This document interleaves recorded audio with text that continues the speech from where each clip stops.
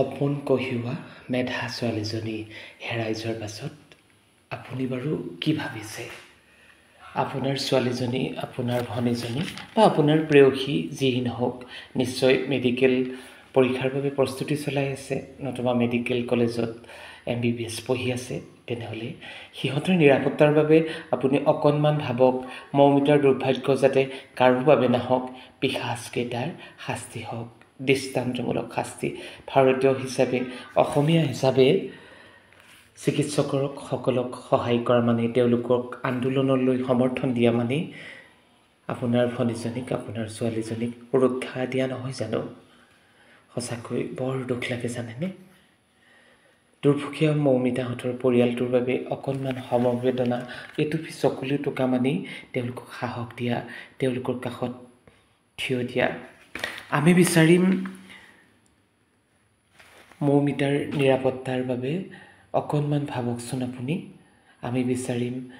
আমি আশা কৰিম হস্পিটেলে সুৰক্ষিত হওক। হাজাৰ হাজাৰ মৌমিতাৰ বাবে এটি স্মাৰক হওক, য'ত লিখা থাকিব আদালতৰ হাইটেক বিচাৰ।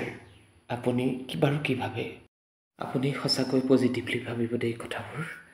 সেই মহামান্য আদালত, আপোনালোকৰ বিচাৰৰ বাবে আমি ৰৈ থাকিম। আপোনালোকৰ বিচাৰৰ বাবে আমি অপেক্ষা কৰি থাকিম। মৌমিতাৰ আত্মাই অপেক্ষা কৰি থাকিব।